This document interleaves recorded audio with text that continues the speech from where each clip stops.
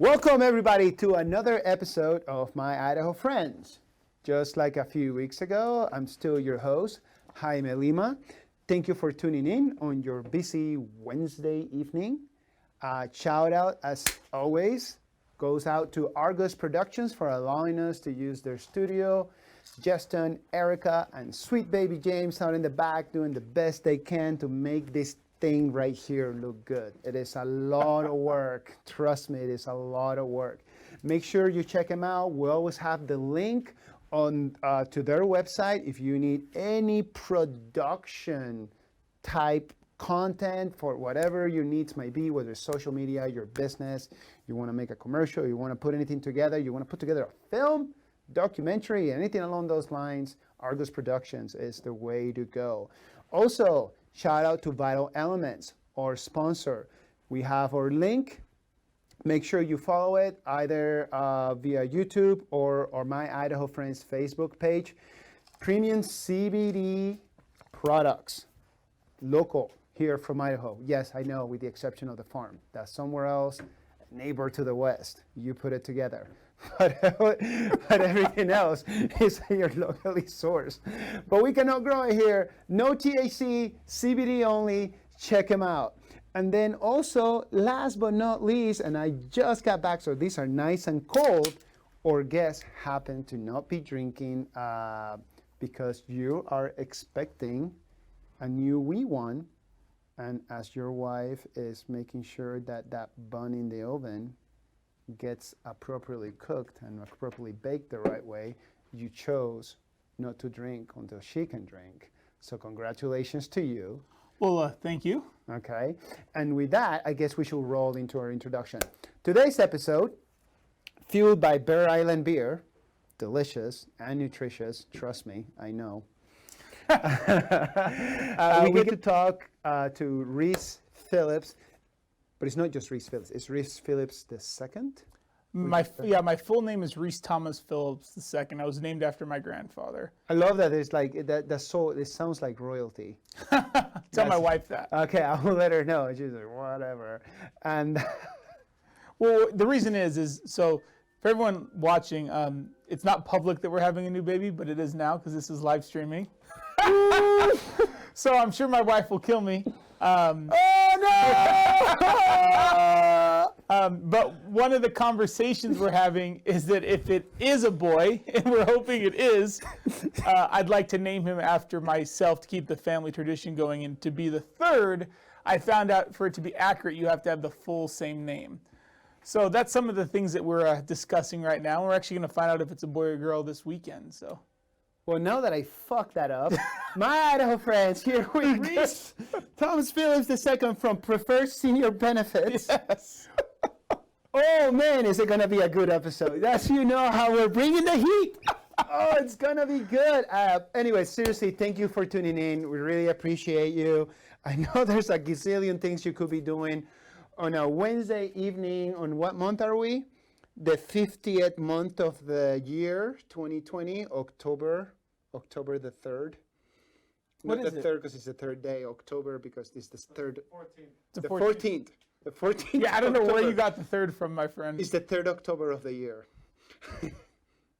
It's been a long year. Yeah, apparently. You remember, we were on the phone last week, and I was like, yeah, yesterday was a long week. And then I was like, yeah, yesterday was a long year. I'm like, whew, okay.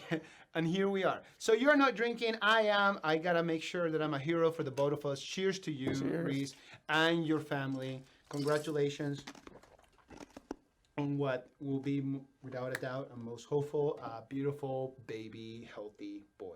Yeah, well, hopefully it's a boy. I'll knock on wood. Or a beautiful, healthy baby girl. As long as it's healthy. We got the preliminary test done, the early testing. We just got the results back a couple days ago. Everything's good as of right now. We pray to God that everything works out fine, but we'll find out this weekend, boy or girl. We already have one beautiful and amazing daughter. Her name's Lincoln. She'll be 3 next month. So hopefully the next one's a boy, just because we want to have some mix-up. If not, as long as it's healthy, yeah. It's really funny. I wanted a little girl, and I was, what people call blessed with 2 boys. And I will call it something different. Very happy. They're both healthy. There's just a lot of activity in my household. Well, I mean, you have a pet pig. What would you expect? Yeah. Yeah, between the children, excuse me, I have two, and the pet pig, it's just, yeah, it's a lot. It's a lot. And it's totally cool because there's just that much more love to go around, or at least that's why I tell myself before I go to sleep, crying. You have a very amazing wife. She is very patient. True. I love you, honey. So, but let's talk about you, because we're here to not talk about me, and and I'm glad that you're here. Now, for those of you at home watching, you're like, you listen to the name of Reese's business, like senior preferred benefits, and now you're thinking like, oh my gosh, Jaime, what are you doing? This is what I'm doing, fam. The importance of this is it could very well be that you perhaps are not interested of the intricacies of what is perhaps, not perhaps, or what it is, what Medicare entails. But you probably have parents. Most of us do, because we come from somewhere. Good point. Or some sort of like parent figure, or grandparent, or uncle, or aunt, or godfather, or like your neighbor that you care about. And it could very well be that they're not up to date on, what Medicare entails. This year, hashtag 2020. I don't know if you noticed. That's true. We are going through a very long 2020, and that's not going to change. All right, and that's going to affect, the following year, which I hear is 2021, and so on and so forth. So I brought Reese today because, first of all, we're going to go, like, the format of the show is really simple. We go back a little bit. We want to know a little bit about yourself back in the day before, doing what you're doing right now. Just get everybody a little bit familiar with you. Then, talk about you, your life, your business, here in Idaho, here in the Valley, and what it is that moves the needle for you as far as helping people in our community. And then the future. What does it look like 5, 10, 20 years down the road, like some of the outlooks, some things you're looking forward to with your business, in your life, and hopefully no masks. Hopefully no masks. That would be a good one to start. That would be fantastic. However, wear your freaking mask. Okay? It is what it is. But in the future, it will be fantastic if we don't have to. So now that we have set, the expectations of what this conversation is going to be like, what was Reese Phillips doing 10 years ago? Oh, wow. 10 years ago? 10 years ago. Very specific. Let's see. So I'm 35, I'm 36. Just turned 36. So 5 years ago. The future is bright for you. I would have been, and my wife can correct me if I'm wrong, but I would have been managing my first bank at that time. Believe I would have been dating my now wife, or we would have been working together, one of the two. My wife worked with me for a year before we started dating. When we started dating, by the way, am I supposed to look at the cameras? I've never done this. You don't have to. You can look at me. Okay. So for everybody at home that's watching, there's 3 cameras. There's all sorts of stuff. It's an actual real studio. This is not my home. Okay. And so it can be a little bit overwhelming and confusing, but that's okay. No, you're talking to me. Okay, perfect. So about 10 years ago, that's what I would have been doing. Really trying to figure out what my long-term goals were. Mm-hmm. I loved banking. I worked for one bank, Wells Fargo, for almost 10 years. Then I worked for another smaller bank for a year, but really just trying to figure out 10 years ago, what's the next steps going to be? What's my long-term career going to be? What is my growth going to look like as a person? What do I want that to look like? Mm-hmm. I was buying a lot of real estate back then. I was very fortunate to start buying it when it was affordable. Ooh. Yeah. In today's world, I don't know if you could say that the real estate around Boise is really attainable anymore, at least on the prices I'm seeing. Oh, Grant Cardone, where you at? Yeah. So, that was my work situation. Personal, just hanging out with friends, doing kind of the normal stuff, exploring Boise in Idaho. I moved here when I was 21 or 22. So I'd been here for a couple years, but still kind of getting to know what was going on. Enjoying the environment that's here, enjoying the people that are here, enjoying the autonomy to be able to do what you want, when you want, which is a big deal for me. Mm-hmm. I moved here from Scottsdale, Arizona, where I went to school at Arizona State. And before that, I don't know if I want to say this, but I'm going to. I moved to Scottsdale from California, so I'm originally from California. It's okay. Yeah. It's okay. But yeah, so that's what I would have been doing about 10 years ago is managing it's called Boise, Maine. So the main bank downtown Boise in the Wells Fargo building, which is interesting because everyone thinks it's the main bank. It's like the big important one. At the time, it was actually one of the smallest locations you could manage. I ended up managing 3 banks or 3 different branches before I left Wells Fargo. The main one, or the first one, was the smallest bank in the state for Wells Fargo terms. And the last one that I managed was on 5 Mile and Overland. It was called 5 Mile Branch. And it was the largest bank in Idaho, even by Wells Fargo terms, but in general, because Wells Fargo is the largest bank. No kidding. Yeah. So it's very interesting where the world has taken me, to say the least. Yeah. So, drink. You're doing some bank management. It's a little bit of money, a little bit of, things in which like introduce you as far as like, business opportunities, relationships with business owners. I don't want to get too ahead of myself. At one point in time, you decide that there's, you have to take a turn and do perhaps something different. What triggered that? Oh, I can tell you the specific moment. Oh, yeah. Well, do tell. So I'd been with Wells for probably 8 or 9 years at that point. I was managing the 5 Mile office, which once again is the biggest branch, right? I had like, I don't know, 20 employees, something like that. We managed $70 or $80 million in transactions in a quarterly period or something like that. And a gentleman walks in shorts, flip-flops, like a light sweater, hat, and he had a tablet. He sits down in our lobby and he says, I need to meet with your private banker. So for anyone who doesn't know, that's people who have usually higher net worth. And he flips up his laptop and he's just playing around. Didn't look like he had a worry in the world. And at that time, Wells Fargo had initiated this process where they had this thing called stage directing. So you had to go in front of the lobby and greet guests as they came in, which was a great idea. But when you're trying to manage a branch, manage all these employees, have all these other things to do, and you're not used to standing on your feet for 5 or 6 hours at a time, it gets kind of frustrating. Right. And I simply asked the guy, he said, what do you do for a living? We started talking, and he said, well, I'm a real estate developer, and I own a few other businesses. And I said, well, what got you into that? Like, what? He's like, I was just tired of somebody else controlling my life. Ooh, spicy. Yeah. I like it. So literally that moment, I was like, oh. For a 25, 26-year-old, however I was back then, to be managing the largest bank in Idaho was a pretty big deal. You know, at least that's how I thought. I grew up with just my mom and my grandparents, never met my dad. We grew up in a very wealthy part of Southern California, but we were not. We rented a house that had like holes in the walls because the landlord wouldn't keep it up. Things of that nature. So I started buying real estate when I was younger because I wanted to not have that situation happen. Mm-hmm. So at 26, 27, when I was running that bank, I was like, this is awesome. I'm a branch manager, largest bank in the state, so on and so forth, making relatively good money for somebody of that age, especially here in Idaho. I mean, the money back then. Cost of living being so low. I mean, anybody right now coming in from out of state, right now, our cost of living is ridiculously low. Imagine 10 years ago. Exactly. Yeah, no, I'm following.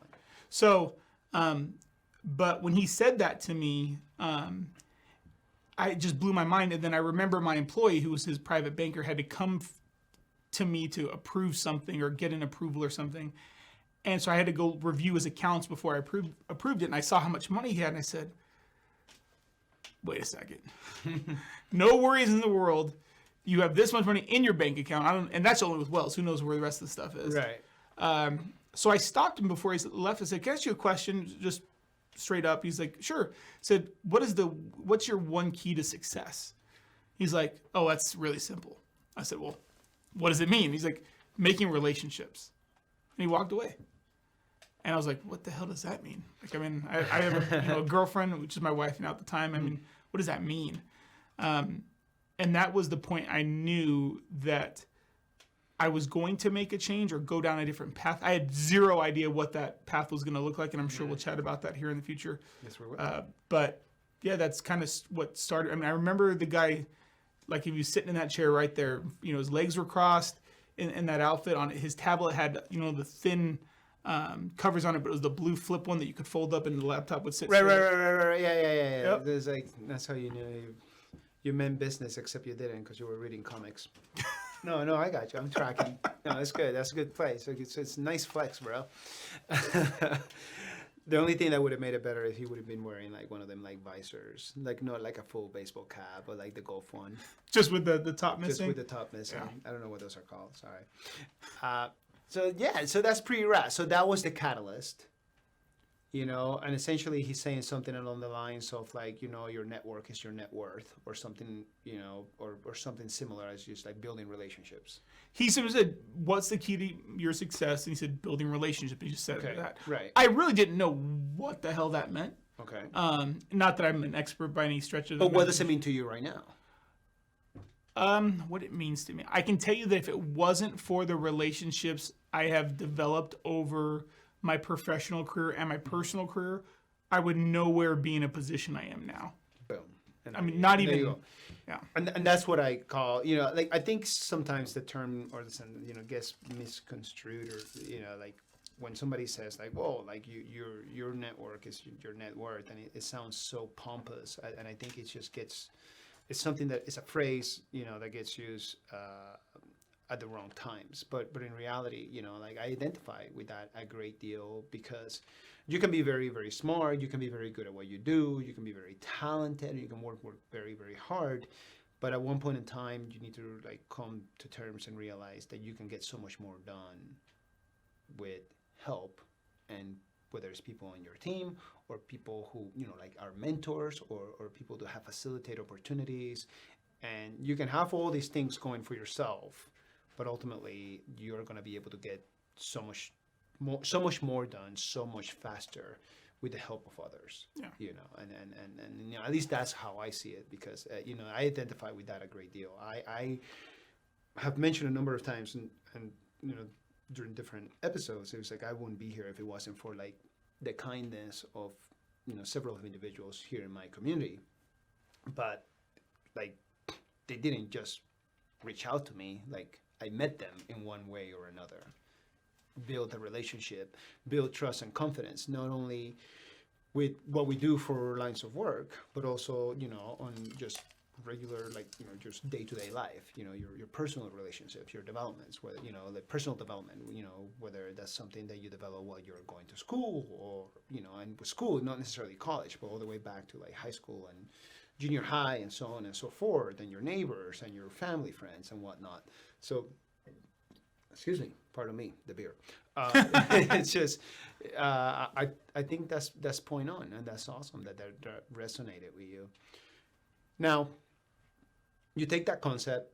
At one point in time, you decide you're going to leave the bank. Do you take that jump and transition into what you're doing now, or there was something else in between? Oh, no. So that point, probably about 3 or 4 months later, Wells Fargo had asked me to relocate to Southern California to go through like an executive district manager executive training program thing.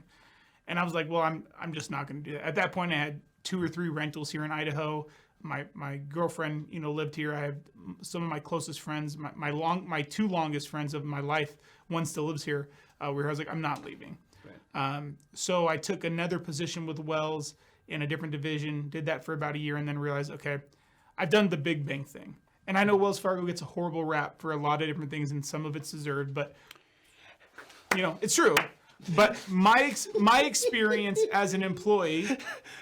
No, by all means, do not let my laughter distract you. No, it's true. But I was like, pew pew. Sorry. Okay, sorry. I'm sorry. So, but my experience was amazing with which is great, and I'm happy for you, and I'm glad, and clearly you value that, and you respect that, and you honor that, and that's awesome. I'm not making fun of that. No, but they have done some very suspect things, particularly in other states. But anyway, so I said, I'm going to go try and work for a smaller bank, because at that time I was being recruited by headhunters all over the place. Awesome. The banking community, for anyone here who's listening that is in it, is very tight knit, even though it seems, at least the higher up you get, right? Yeah. So I went and worked for a small independent bank here in Idaho for a year. I made a transition, and the things I loved about the big bank, I hated about the small bank. Wells Fargo had great technology, great processes, great systems. Mm-hmm. The small one, not so much. Yeah. But the small one really cared about its clients because it only had a small handful. Where Wells Fargo, I don't care if you're a billionaire, well, maybe not a billionaire, but If you have a lot of money, you're still just a number. Yeah. So at that point, I had bought my last house at the time, and I had enough rental income for my rental properties to retire. Now, by retire, I mean, eat ramen noodles and have the freedom to not have to go to work. But by no means, I wasn't married at the time, didn't have any kids. You're not making it rain on the No. There's certain standards of life that are being met due to real estate transactions. Yeah, and like I said, I grew up relatively poor, and I knew I never wanted to go back there. So my spending habits still to this day are relatively, just very conservative. So I was like, I'm going to take a year or two off, try to figure out what I want to do. It's going to be great. That lasted about 2 weeks. 2 weeks. Got it. I was so bored. I was like, what? Because, it's cool that you don't have to work, but everybody else is working. So who are you going to hang out with? Yeah. Either retired folks playing bingo or or housewives, and that can lead to trouble. Oh, yeah. So it was one of those things where I was like 2 weeks into it, I'm like, I have to do something. And I always wanted to be an entrepreneur, but I had no idea what that would look like. So I got the bright idea to start a property management company. The reason I got the idea, I was already managing my own properties. Mm-hmm. I'm like, how difficult can it be? I built the company for about 2 years, sold it, made good money off of it, sold it at a good profit, and everything went well. But I hated the business model. Either the owners hate you or the renter hates you or both. It was just a bad middleman situation. So got rid of that business, sold it to the person who had helped me manage it. Within a year, the business was closed. The person who had bought it from me had basically ran it to the ground. So then I started another business, which I still am a silent partner in today, called Right Now Tenant Placement Services. So I have a business partner here in Boise named Joe Gamble, and he runs that business for me. Boom. I built the business, but I realized that building it, I really enjoyed putting the systems in place, getting the marketing done, getting the network built. But once it was built, it was very similar to the property management. Yeah.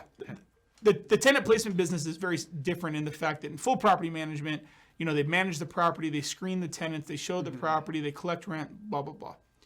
Right now, tenant placement services screens the tenant, shows the property, does the background check, puts the lease in place. But once all that's done and the renter's in the home, they give the management back to the owner.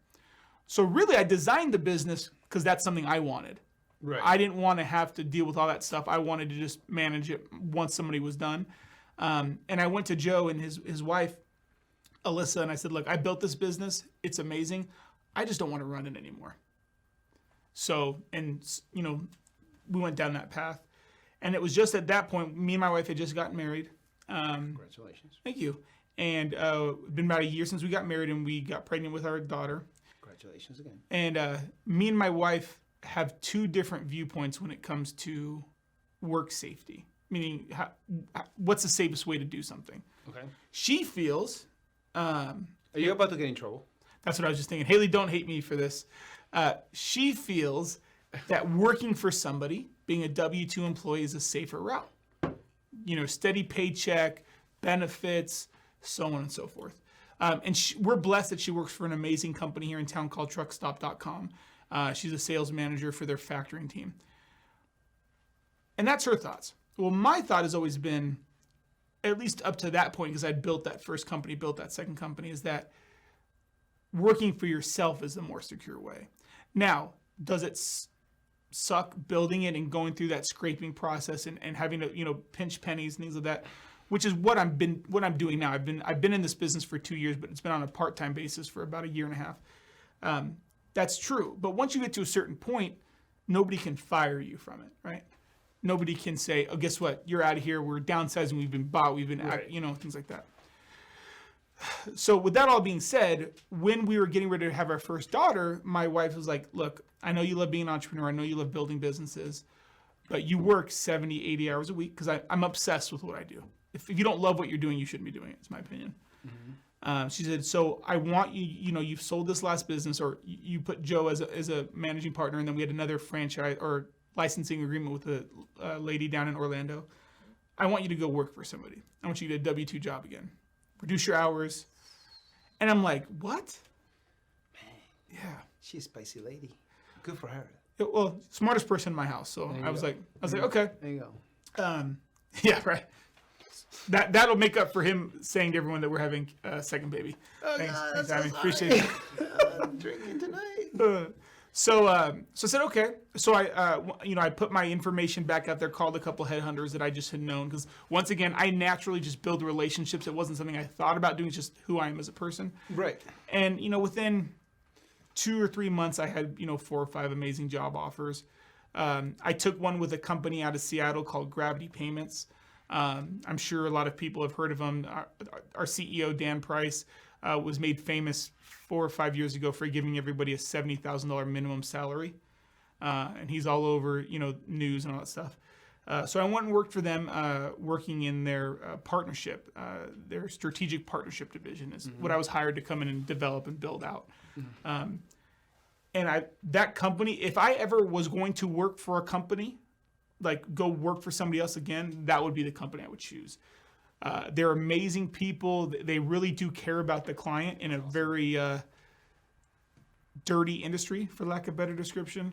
But I knew within 3 or 4 months that I'll be in this as long as my wife needs me to be, and as long as I can continue to build the organization and build the group. But I knew in my gut that working for somebody else wasn't who I was. Right. But family comes first. Absolutely. Right, we were brand new parents. We had no idea what to expect. A little bit of security. A little bit, yeah. That big corporate C-level paycheck, all that good stuff. There's going to be some health insurance. There's going to be some life insurance. There's going to be some disability insurance. And all of a sudden, if something happens, you're taken care of. She's taken care of. She's looking out after you guys as we want and herself. Also knowing that you're doing your very best to do the right thing. Exactly. Absolutely. So I was like, okay. And then, so we had our daughter. We moved my grandmother down to help us with it. And then my grandmother is kind of what started the process of me getting into this business. And I can jump into that now, or if you want to. No, you're not going to jump into that right now. Because there's something I want to say. Okay. When you mentioned you took your 2 weeks of retirement.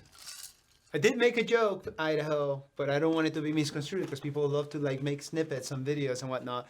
And I say, who are you going to hang out with? Like retirees playing bingo and housewives. Hey, housewives, you, at home, you're the logistician for your household. You're incredibly valuable and nobody can get anything done without you. You're taking care of the kids, you're taking care of the meals, you're making sure that everything's stocked. Specifically, not just food, and all of a sudden, the other things need to get taken care of around the house. I just want to say that. I said that joke. I don't want to fuck around.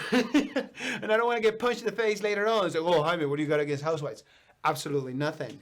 I'm just saying, because the joke was, and I'm not a professional comedian, but, the whole thing, what are you going to do with your time? But all that aside, that was a joke. I know and understand how busy you are, and I feel for you, and shout outs to you. You do not get enough recognition, and you do not, a lot of people misconstrue how valuable you are to your family and to our community and to your children. So I agree. I'll cheers to that. I just wanted to clarify that real quick. It was a joke. Nobody gets salty. Just saying. Now, back to you. Okay. No, I got it. No, trust me. I wasn't going to forget that. I need to make this right. It was a joke. Not everybody finds everything funny. I don't want you to be offended. I love you a long time. Keep on. You're never going to make everyone happy. No. I know. You'd be surprised the messages I get. Nice fucking accent, asshole. It's just, perhaps that was far more colorful language that needed to happen. Sorry, Idaho. But yeah, it's just... Yeah, we experience everything and all here, but a great deal of love for my housewives out there, the ones that watch, mainly my mom. I love you, Mom. Even throwing out mom things now. He's just buttering it up. I love my mom. That's all good. So coming back to you though, then is the time to take that plunge. Well, so basically what happened was I was with Gravity, helping them build their membership or strategic partnership division because it was non-existent. Gravity Payments. Mm-hmm. Yeah. Yep. And once again, amazing company, amazing people. Dan is a very polarizing figure, but he's a really true good person. And unfortunately, a lot of higher up C-level type people, owners, wealthy people are not like that. So 3 or 4 months into it, my grandmother's living down with us here in Idaho. I'd moved here from Arizona, and we're sitting around a table. And my grandmother is a 5'0" Cuban lady. I'm Cuban, Irish, and Italian, so very interesting mix. And she says, Reese, you've gotten really fat. You need to lose some weight. Of course. That's exactly what my grandmother would say to me. You gotten really skinny. You need to gain some weight. Anyway, so yeah. I mean, it was, and she was right. I mean, I've lost probably 80, 90 pounds in the past year. Congratulations. Thank you. So, but what that conversation led to was she says, you need to start taking care of yourself. You're now a father. You're now a husband. You know, your grandfather died earlier than he should have because he didn't take care of himself. And I kid you not, that statement changed my whole life. So I said, well, what do you mean by that? Because I'm named after my grandfather, Reese Thomas Phillips II. The first was him. And he's not the Cuban one. No, he was the Irish. Yeah. So she said, well, yeah, he died when probably 5 or 6 years ago, maybe 7 years ago now. I'm really bad with timelines, everybody. So nobody's going to call you out on it. Yeah. Nobody has any idea. Well, if you hear me you say one thing and say something else, I'm just going to blame it on him. So anyway. Yeah. Fair enough. Fair enough. Yeah, she's like, your grandfather passed away because he stopped taking care of himself. He stopped taking his drugs. I said, what do you mean he stopped taking his drugs? Well, long story short, all seniors, if they're on Medicare, which majority of them are, have what's called a prescription drug plan, whether it's an individual plan or built into their Advantage plan. It's an optional thing, but most people get it. And he hit this thing called a donut hole or coverage gap. And that's basically where your drugs go from very manageable to very, very expensive. Well, his broker, whoever signed him up for his plan, never sat down to review it with him every year because most people get signed up when they're 65 or when they retire after 65 and then don't ever review their plan. They just like fire and forget. You just walk away. It is done. I got other things to do with my life. I'm not talking to you ever again. Thank you for your service. Exactly. And the brokers, people like me, are great with that because they're still getting the monthly commission from that and don't have to do work. I mean, it's great, right? So when my grandmother told me that, I was devastated, right? That was the only male figure I grew up with. I'm named after him. I'm not a wealthy person by any stretch of the imagination, but I have multiple rental houses. We have a cabin. I would have sold everything to make sure my grandfather was taken care of. But they just didn't tell us about it. And, you didn't know. No, and I'm learning, for anyone out there who has, a parent or grandparents, you probably get this. They don't like to talk about those things. Yeah, they just don't. It's a different generation. It is. And you got your things going on. Congratulations, son and daughter. Congratulations, grandson, granddaughter, and anything in between. Love for you guys too, everybody. Go on and do great things. We're not going to be a burden to you. Yeah, burden. That's we're not going to be a burden, and that's exactly that generation. That's a little bit rough around the edges and whatnot. But at the end of the day, they do not want to be a burden to somebody. Correct. So. I was I was devastated. I said, this is nuts. Like, what do you mean? He just simply would have taken his drugs. He would have lived longer.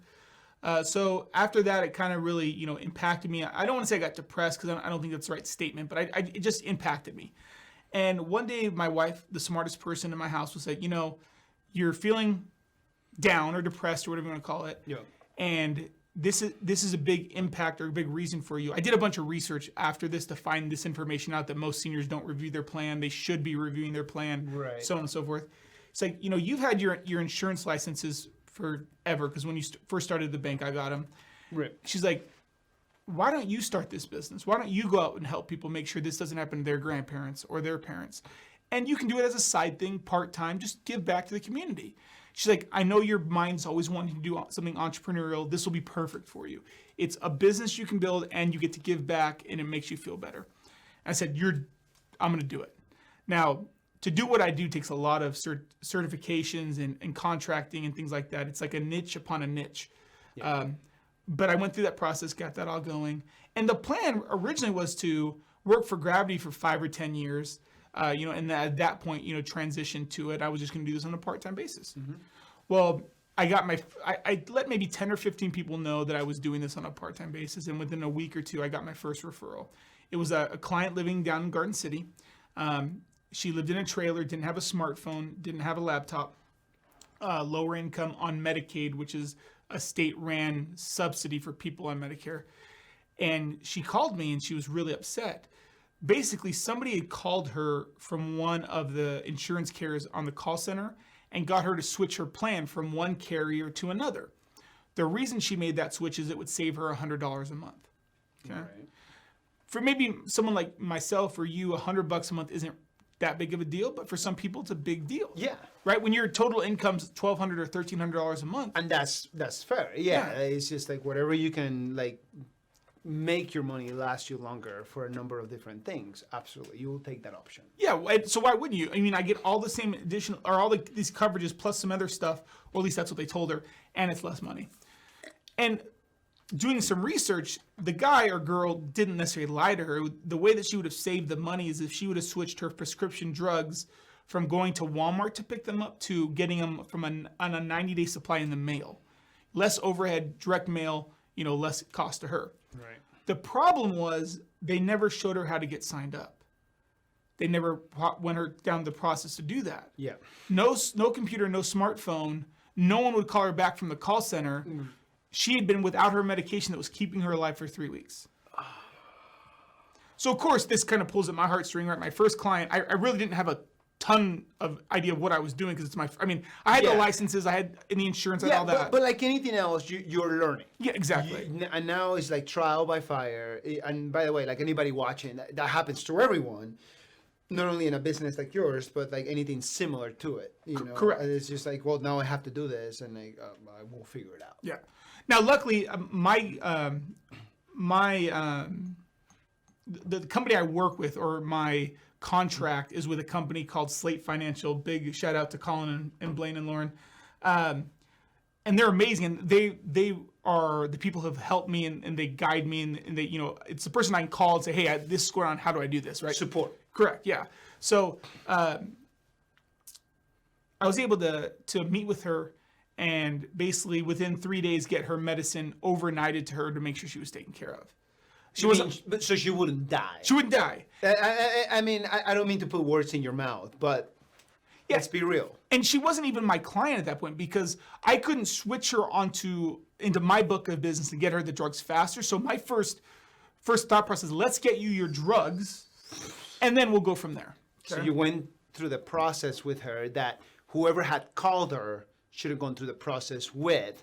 You did that with your time, without any benefit to yourself and your practice, in order to make sure that, she doesn't kick the bucket because she's now gone 3 weeks without her life-saving medication. Correct. And then at that time, you start taking, next steps, which are. Yeah. So, wasn't my client, but helped her get that stuff done. Right. And then honestly, I said, once, because she was obviously very fluid, I said, once you get calmed down and everything's better and everything, give me a call and we'll look at moving you over. So about a month or two later, she calls me, we get everything moved over. But my number one goal is getting her taken care of. Because that's like my grandfather. Absolutely. So I remember it was a Friday or Thursday evening when I got this all taken care of. I come back to my wife. I said, Haley, I've done a lot of things, banking wise. When I was with Wells Fargo, I never had the same position for longer than a year. I mean, I kept on getting promoted and so on and so forth. I've had great success. I've made a lot of money in these different things. I've built different things. I've never once felt this way about what I did for my day job or for a living. I've never been able to say today, for a fact, I drastically impact somebody's life for the better. Never. I don't know if you guys have, but I never felt that way. And I've done good things. Right now, I'm volunteered. I'm a Rotarian. I give back. I've done a bunch of stuff, but I never could say, wow, today's work made this person better. This is how. So I said, babe, I know you don't want me to go back building another business, but this feeling is more important to me from a work standpoint than anything else. Right. I could care less if I only make $30,000 a year for the rest of my life. If I get this feeling the majority of the time in the work I'm doing, it's worth it. Doesn't feel like work. Yeah. So my wife said, well, we have bills, we have things we have going on, we have investments. So I will support you. My wife is the most amazing person on the planet, right? Yeah. Beautiful, intelligent, kind, sweet, everything. I'm just pouring it on. I really screwed up when I started this episode. I'm so sorry. Yeah. So she said, okay, if you want to do this, I'm going to support you. However, we have responsibilities, we have bills, things like that. We need to put together a financial plan to make it happen. So it took about 1.5 years of planning, paying off debt, moving things around, to be able to be in a position where I could leave a 6-figure plus job with benefits with an amazing company to start this business full time. So I built it on a part-time basis for 1.5 years. And then it'd be 5 or 6 months ago or so now, I went to, the executives at Gravity and said, I actually had a COVID scare. I thought I might have COVID and it kind of freaked me out. Ugh. Yeah. And I said, I know this is going to be crazy to be leaving an amazing company with a great everything to start a business during full time, during a pandemic that specifically attacks seniors. And those are 95% of my clients, but this is what I'm doing. They thought I was crazy, but we'd been planning it, on a part-time basis, for 1.5 years, because ultimately I think, and I think everyone probably knows this, is that when you realize what you need to be doing, no matter if it's work, personal, whatever, and you actually know, and it takes a long time to get to where you need to know, right? Mm-hmm. To get that why, you just have to go and do it, and it is scary, and it's there's a lot of ifs, and I could definitely fail, but luckily I have a supporting family. Friends, mentors, things like that. Yeah. And I've only been doing it full time for 5 months, but I have been doing it completely for 2 years, and it's going really well. I mean, I'm at least according to my colleagues and the people I work with, I'm exceeding expectations drastically. That is a very quick timeline based on the people that I know that happen to do what you do, which is the education, the information, aspect of what you do is incredibly valuable and incredibly important, because people don't know what they don't know. Correct. And certainly not here to talk about me, even though I run long because I love the sound of my own voice. But it's the same thing, in what I do for my day job. Because this is definitely not it, Idaho. Wouldn't it be cool though if it was? It'd be cool. Like it's Joe fun. Rogan, Anyway, like I'm saying, we have the vital elements, hit up them sponsors, and that's how we get paid. And by we get paid, I mean we're able to keep the lights on, so do it. But with that aside, it's interesting. We, outside of COVID and outside of 2020, hashtag whatever, end of days. So positive. So positive, everybody. I'm kidding, Idaho. Settle down. But when you really think about it, even prior to all of this happening, we're living in a very interesting time. Never before have we had so many different generations alive together at the workplace.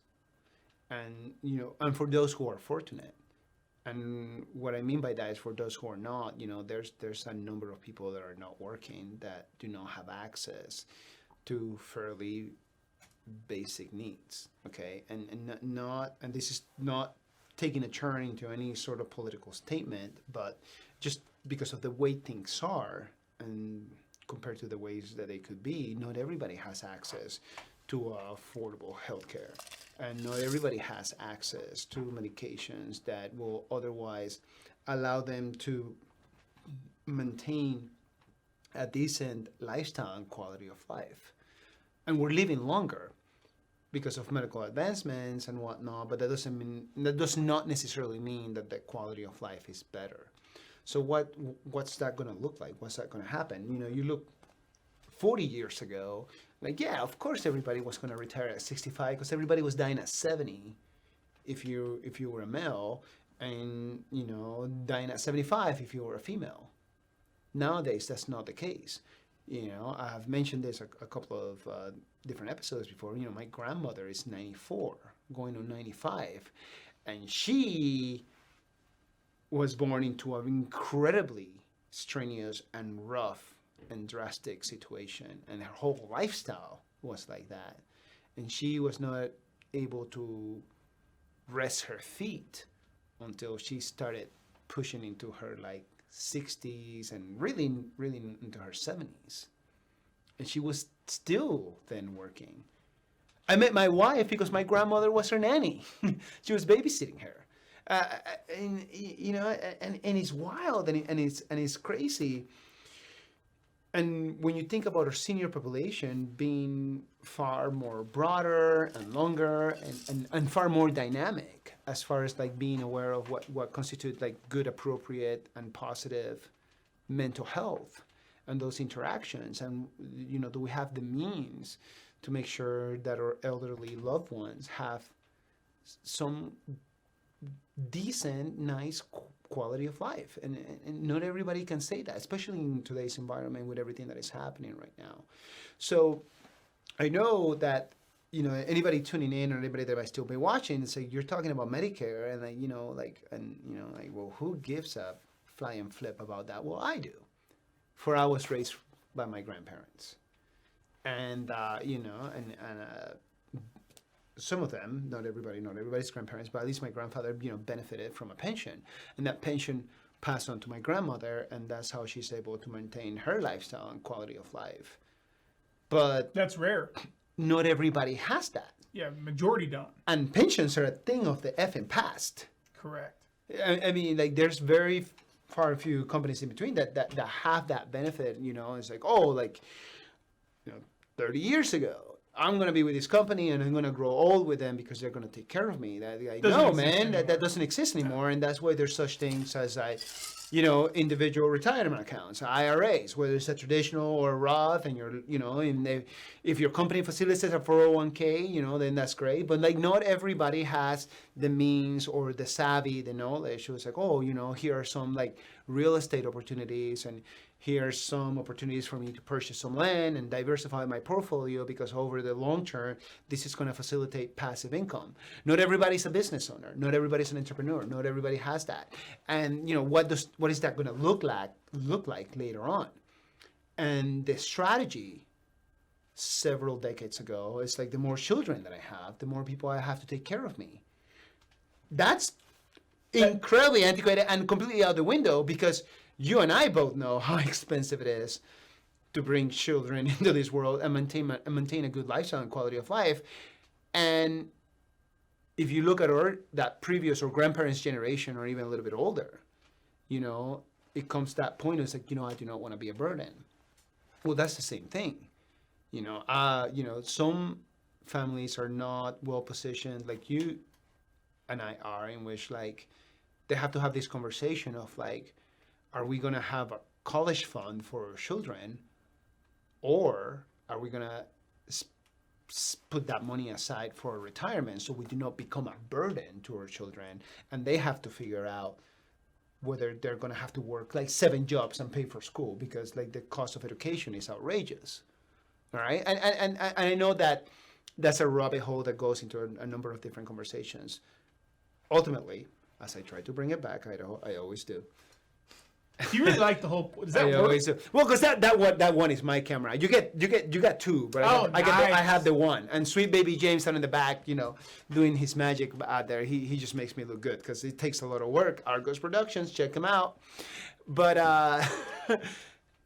ultimately, you know, a lot of people do not have this information access, you know, because you don't think about it. Like, I mean, there's so many people that do not even know the difference between Medicare and Medicaid, and that's not what this episode is for. You know, you can Google it, please Google it. If your parents or your grandparents have not, do it for them. But a lot of people do not understand that that's not just like free and it's just gonna take care of everything. No. You know, like, yeah, you already quote unquote pay for it, but there's a lot of loose ends. Okay. It is super confusing. It is super confusing. It's not streamlined well enough, and it is what if. There's amazing, awesome things about the country that we live in. Taking care of our seniors and making all the information that needs to be available to them to be easily comprehensible.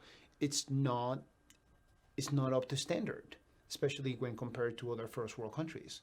Correct. It falls way, way short. And I get it. And now everybody's like, oh my God, Jaime, you're bashing America. I mean, fuck you, you know? Like, I'm a goddamn United States Marine, okay? And it doesn't get more American than that. But you have to point out those shortcomings. And that's why I think the the work that you do is so freaking important. All right? I mean, your job, your line of work, your career, and your passion is fueled by a personal experience in which you mention yourself. Your grandfather could have potentially had 1, 3, 5, 10 more years of time with you and your family, potentially getting the chance to meet, your baby that hasn't been born just yet. I'm sorry I announced it on the live feed. She hates me. And that means a great deal. Like, what is the price on that time? And that's why I think, that these conversations are very, very important. A lot of people are there like, who the heck wants to learn and talk about Medicare? I do. Well, I would say this. I agree with a lot of what you're saying. The only caveat I would have is that I think the problem, and this is my opinion, so, take it as you want, but the resources and information are out there. People just don't take the time to research it and figure it out and put it together, right? A good example is, how many people our age have a will, a trust, all those type of things? Yeah. Not very many. But if something happens, that's going to be really important. Once again, there's very easy and simple ways to do that. People just don't take advantage of it. True. But at some point in time, you had somebody guide you to that. At some point in time. Oh, absolutely.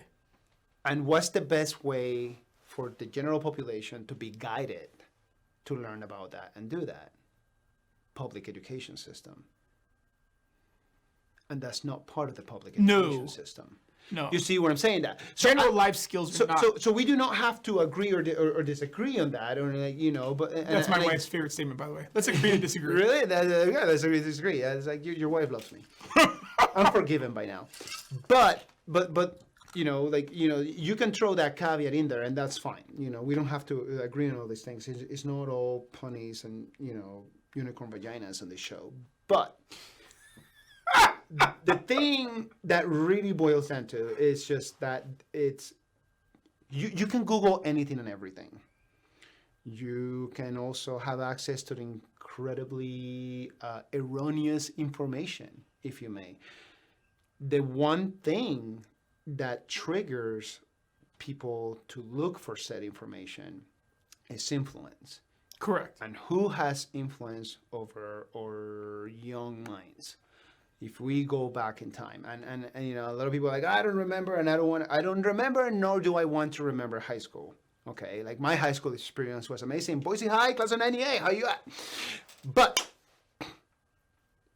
if people are pointing me in the right direction, I'm gonna look into it. Well, okay? And I would say that your parents are probably the first, right? Yeah, but my parents didn't know. My grandparents didn't know. And that's a fair point. And that's why I do what I do, which we're not here to talk about that. We're here to talk about you. But that also what triggers, the passion and the compassion, and then all of a sudden you sit down and you're like the patience where like this is a conversation that is not going to be transactional, but it has a lot more to do with like if somebody had explained this to my grandparents, it has somebody explained this to my parents. Correct. Then you're talking about generations that would have gone through like a great deal of hardship, So it's not like me telling you this to like slam you like you're wrong. That's not what I'm saying. Oh, at all whatsoever. No. But I will say that yes, you're absolutely correct. We are accountable because we have access to essentially all the information. Okay, and it's our job to perhaps check on citations, which is about the most important thing ever. And then make an assessment yourself. Not everybody's a critical thinker, but we should all aspire to be. Okay. Or find somebody who is. Or find somebody who can. So I know again goes into different rabbit holes as to like, whoa, that's why I think like the freaking moon landing was not real. Okay, fine, but. There are a number of How did we just get to the moon landing? Well, I know. Fair enough. Does he do this normally on the show? Oh my god. But there's, aside from debt and taxes, and in like current events and a number of other things,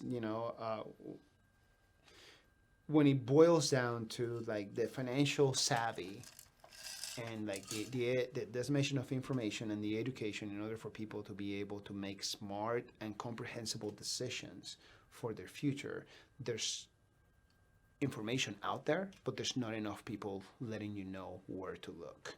It's confusing. It is incredibly confusing because at the very beginning of the show, that's what you said. It's very, very complicated. So luckily, we have dudes and dudettes and everybody in between, they, them, and everyone else. We got love for you guys, for everybody. You know, we have you out here, you know, it's spreading the good word, if you may. And that's where I was getting to. Yeah, I agree. That was I love the sound of my own voice. I'm about to crack another one. But, you know, that's what happens. It's my show. It's called My Idaho Friends, not My Reese's Friends. I mean, you could call it that, though. No, I'm glad you're here. We'd love to have you again. Tread carefully. Very nice. I'm kidding. So,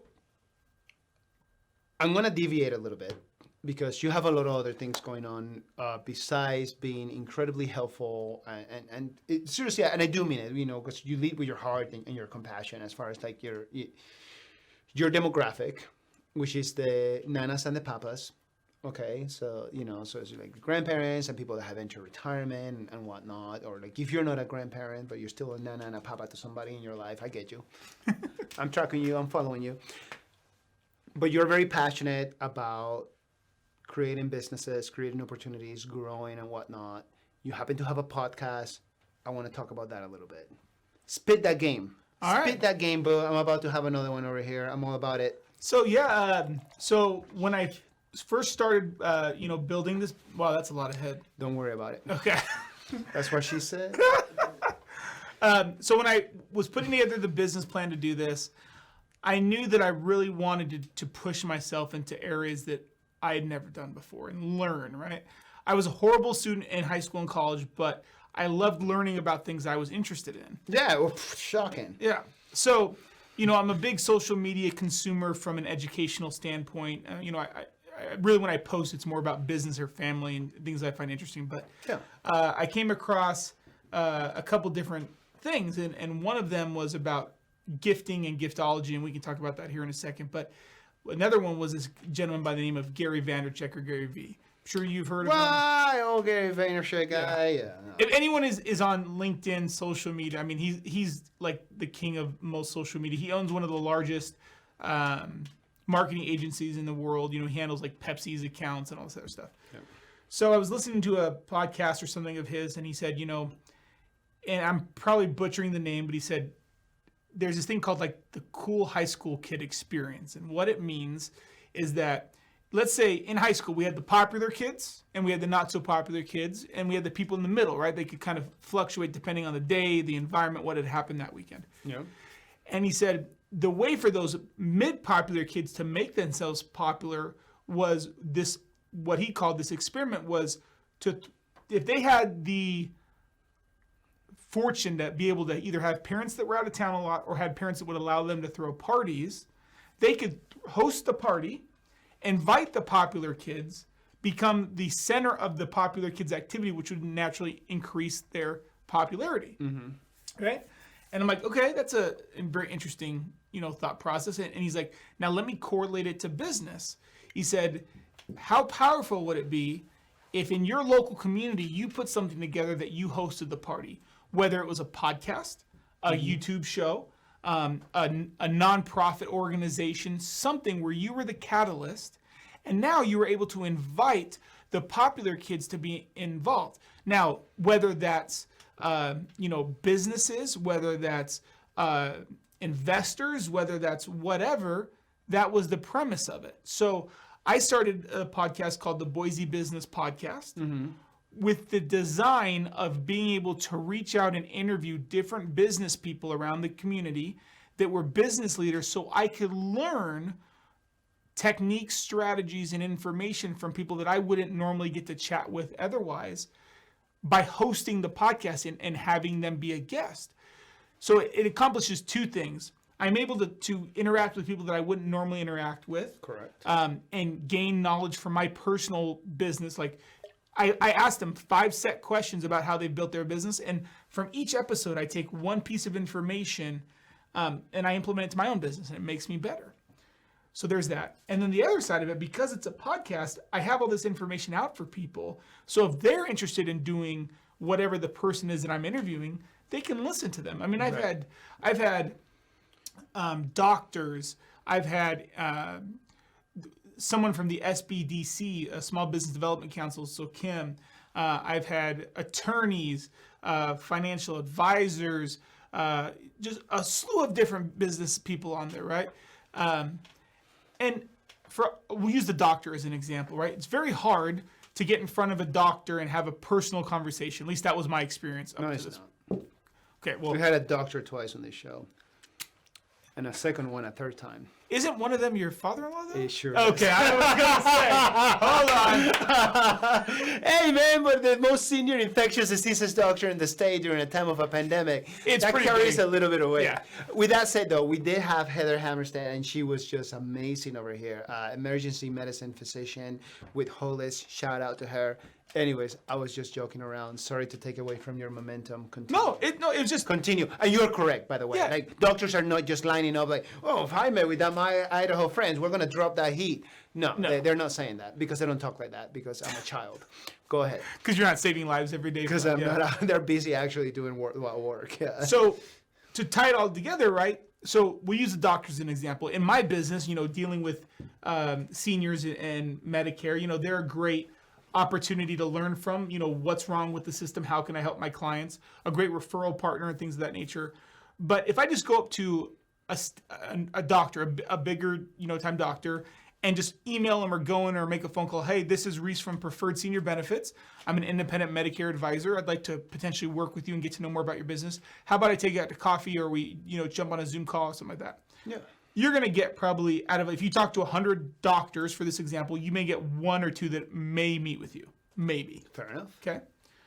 Or take the same scenario, go to those same 100 doctors and say, hey, I know you've built a great practice, right? Or you're a big leader in the community or whatever, whatever I'm wanting to learn from you. And I know that could be valuable to our local community to get back. I'd love to interview you for my podcast. Mm-hmm. By the way, it's called the Boise Business Podcast, which is a big deal. Boise Business Podcast. That wasn't even meant to be a plug, but it is now. The name is, it does hold weight, right? It's very direct. Yeah. I'd love to interview you. You're probably going to get 30 to 40% of them that would love to do that. And that's been my experience. I interviewed a gentleman, and I forget his name, but he started a business 5 or 10 years ago about putting products on Amazon. Mm-hmm. And now they're one of the biggest Amazon accelerator firms in the United States. And they're based here in Boise. They have their own kid boot water line. I mean, this guy's amazing. And these are people that I never would have met or crossed paths with if it wasn't for this opportunity. And it's been super successful. I had zero idea what I was doing, still to this day. Right, yeah, right there. I YouTubed it. I Googled it. I interviewed somebody who owned an events company, but because of COVID, she had transitioned to virtual events, and she was a sound engineer.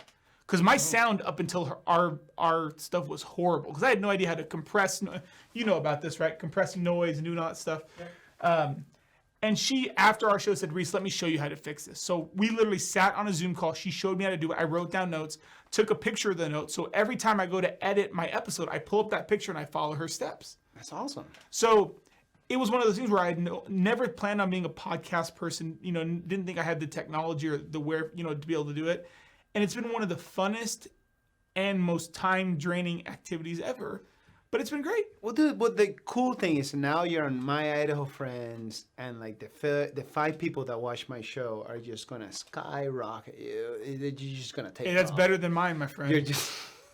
I may have the person I'm interviewing, and then my best friend watches my podcast. Right. And I was joking earlier. I was like, yeah, my mom, oh yeah, shout out to my mom. She doesn't watch this.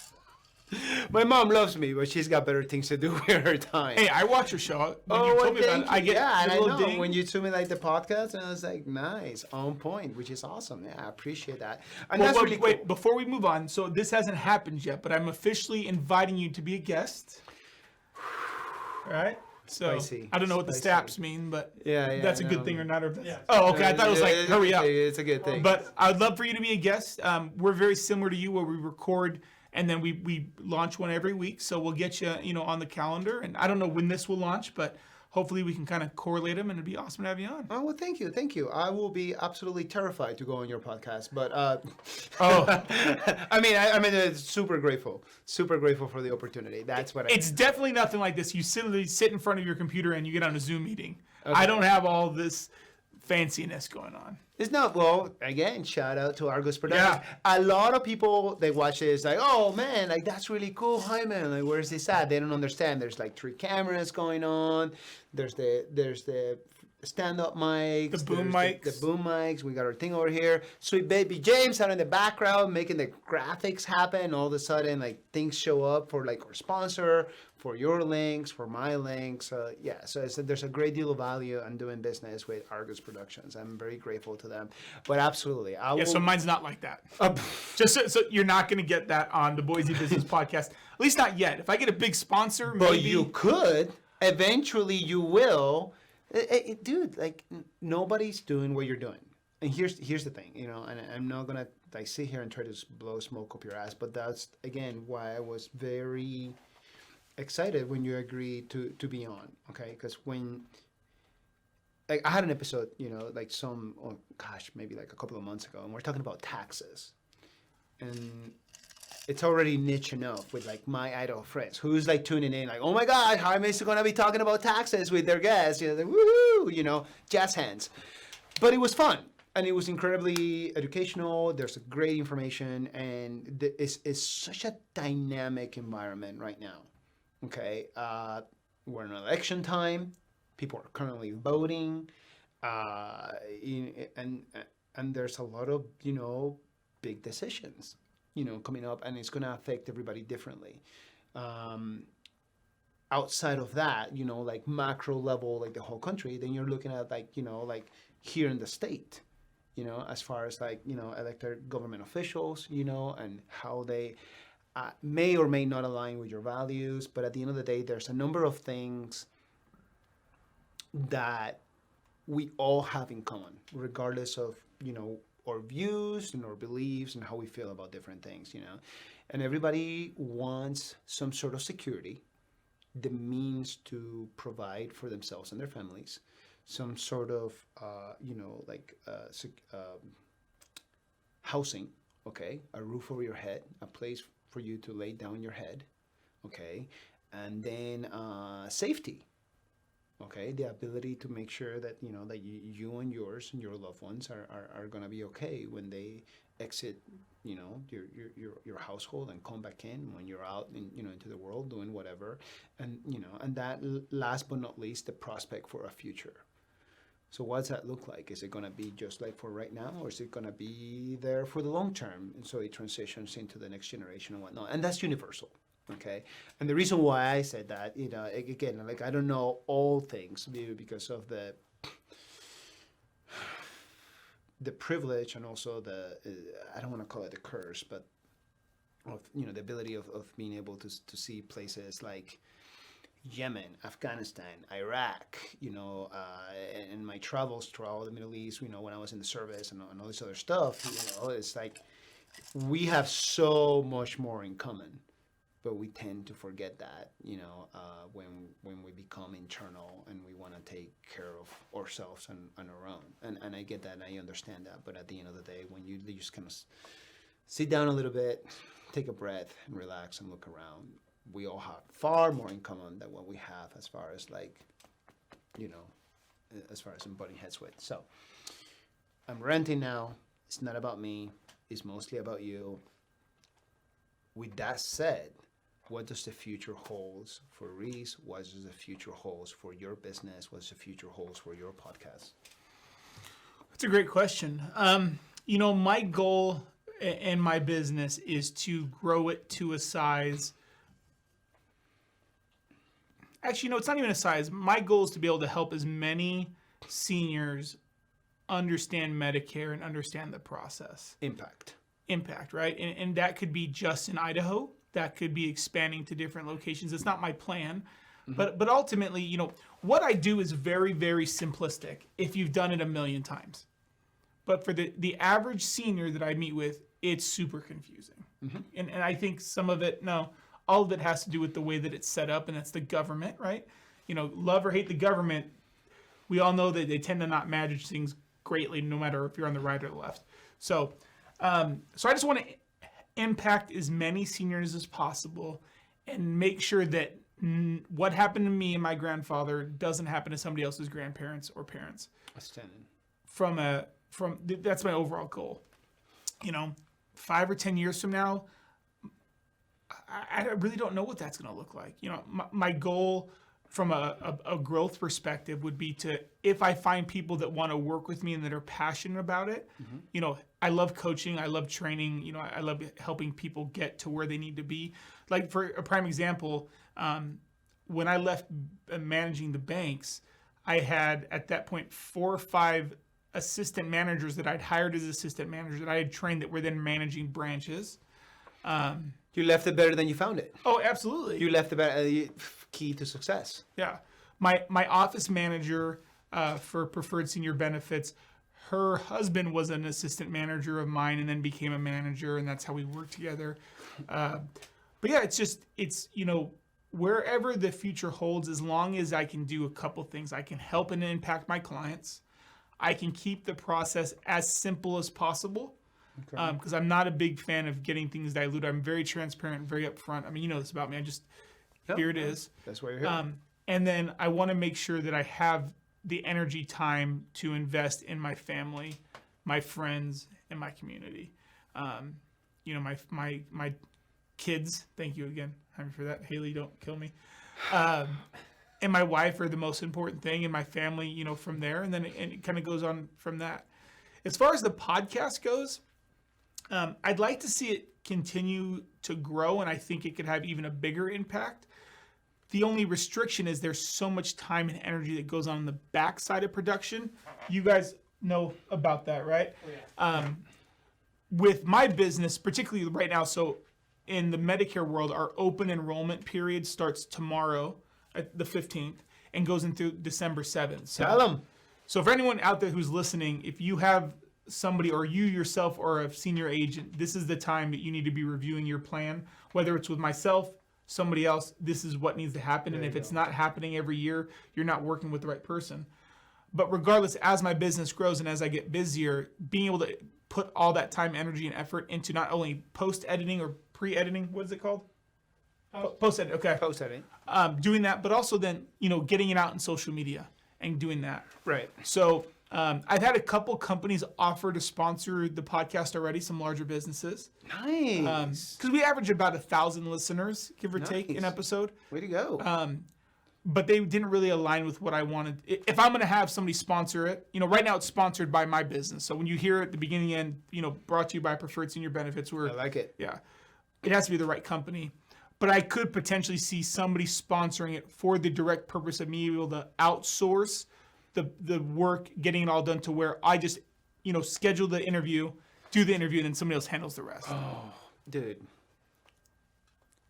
So check this out. I was gonna close it with that, but now I have to ask you, and I'm gonna give you an example. So don't answer right away. I'll ask the question. I'll answer my own question, and then you can go ahead and take the time that you need, whether it's just like half a second or like a minute. Does he do this a lot where he answers his own questions? Yeah. Yeah. I can see that, guys. Okay. That's right. For your business, for your practice, what are your values? Example. Values for, you know, for what I do, you know, from my day-to-day and my team. You know, value number 1 is kindness. Value number 2 is authenticity. And value number 3 is trustworthiness. Those are values that carry not just in my business, but also in my family and also for this show. And as I continue to grow, they might change. I might add more values, or they will just change altogether at the core. But like it to me, it's really important. Something that you mentioned, you know, like some larger companies, larger business, whoever they might be, larger, smaller, medium size, doesn't matter. They reached out to you, and they said, Reese, we want to be part of this. We want to be part of this podcast, or, we want to give you some money, or we want to give you access, or whatever the value proposition might have been. In doing this, because I do it for fun, I am privileged enough. Through some hard work, and some smart decisions, I've been able to position myself into being able to do this, and do it out of pocket, because it certainly is not like making me money. I'm not like making it rain at the club because of my Idaho friends, and that's fine. That's okay. What about making it rain at the pig farm? There you go. That's different. The pigs are very happy. Okay, good. Napoleon Bonaparte is super making stoked. sure. Super stoked. But it takes a certain level of conviction and a good moral compass to know and understand when you say yes and when you say no. And that caught my attention. So I don't want to close the episode just yet until you answer that question, please. So I don't know if I would call these values or if these are categorized as that, but I can tell you that first and foremost, it's about being transparent. Particularly in the insurance business, you have people that aren't that, and that's a big red flag. So I'm very, very transparent. I'm very upfront. I don't know if those are the same things, but that's another thing that I really rely on. You'll hear me say multiple times when I'm talking to my clients. I'm going to tell you what's expected, what I'm going to offer, how it works, and I'm going to be upfront with you. I want you to know I'd rather give you all the reasons to walk away and not work with me. And then if you choose to do so, then that's great. Then at least you know what you're getting. So transparent, upfront. And I think the last thing would be probably being, and I don't know if this is a value, but like your go-to guy, and I don't know how you would use a word to correlate that. But my goal with my clients is be their go-to if they have an issue in their senior sphere. Reese, we decided we need to get a will done. Do you have somebody to work with? Reese, we need a financial advisor. Do you know somebody? Reese, we need a CPA. Do you know anyone that you can work with in that realm?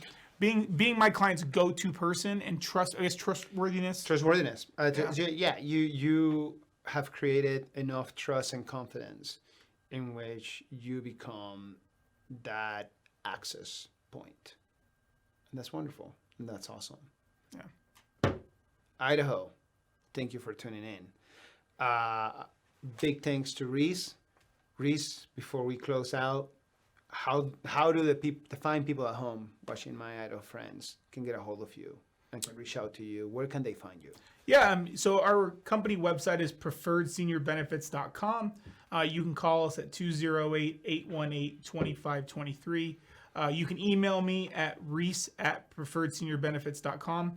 Or if you want to just go on social media, Reese Phillips, Preferred Senior Benefits, all those great things. There's a great way to communicate. Absolutely. We'll make sure that we have all of that once in about 2 weeks or 2 weeks and a half. We have the episode up on YouTube. We'll have all the links for you, LinkedIn, Facebook, Instagram, the podcast, your business. Thank you so much for taking the time to, come on over, share your passion, share your story, and, get us a little bit educated on the process. That is incredibly important. Like I said, my demographic, varies, and I highly doubt that anybody watching, it's kind of like in that Medicare stage or looking into that Medicare stage. But the aspect that is important is that if you happen to be in me and Reese's age group, like 40 and 30. Wait, what? Okay. He's got jokes. I'm 40 and he's on his early 30s. Fair enough. You have parents, and we all do, one way or another, or somebody that we care about that is in that demographic, is in that group. Make sure you're having these conversations with them. Because if they're not having it with you and they happen to not have the information, if they happen to not be aware of the changes and how dynamic it can be, because it's different from state to state. You have people moving over here from California, Denver, Washington, Oregon, throughout all over the place. And it's a big change. It's a big difference. It's different sometimes from county to county. It can be different based on counties. Based on, so just take the time to have that conversation. And when in doubt, please reach out to Reese. Big thanks to our sponsors, Vital Elements. They're always doing their thing. If you like our content, please go ahead, like the video, follow us on our YouTube page, please. Follow us on Instagram, follow us on Facebook. The beer Is that a new one? The beer is hitting. Oh, That's nice. what's happening. Big thanks to Argos Productions. Again, the links for their website is always on our YouTube channel, so you make sure that you are following up with what they are up to. Thank you for everybody that is following up on the Argos TV stream. We appreciate you. Shout out to Bear Island Brewing. They're definitely not sponsored, but that doesn't mean I don't love you guys and your product. We have the beer mug, the Bear Island, fancy glasses to have the the Bear Island fancy beer. And for all of you out there that are tuning in, that are watching, okay, I get my little spiel. It's my show. And I get to do whatever the F I want. So, voting. Okay, get out there and vote. Seriously, whatever it is that speaks to your heart and your values and whatnot, go ahead and vote. And if you're thinking, Jaime, we know what the election is going to be like on the bigger level, the presidential level. That's fine, boo. I hear you. I understand. But here's the thing. There's a lot of local government officials that influence a great deal of our day-to-day life and a day-to-day experience here in the great state of Idaho. You owe it to yourself. You owe it to your family, whether you have kids or not, or the nanas and the papas or grandchildren and whatnot, to go ahead and just do like a little bit of reading on what people are running for, or like if you I don't know what this is. Well, there's this thing called Google and a few others, and you can just go in there and be like, what is this? And then find out, and then, try to make a little bit of an informed decision. I urge you to vote, whether you're gonna do that through a mail or whether you're gonna put on a mask and show up to the polls. Please go ahead and do it. A number of people have fought and died for your right to do so. And if you're feeling like, oh my gosh, do not feel like voting for the lesser of two evils, I get you. I know and I actually understand where you're coming from. But it is #2020. We cannot afford to fuck around. Put your big girl, your big boy, and your big day and then pants on and fucking get out there and vote. Your voice matters, Idaho. I love you a long time. When you get a chance, get out there and be kind to somebody. Thank you so much, Reese, for your time. I appreciate you. I cannot wait to be on your podcast. Anybody that is watching, make sure you're following up Reese and everything that he's doing, and take care of yourself. Be kind to everybody. Cheers. Cheers, everyone.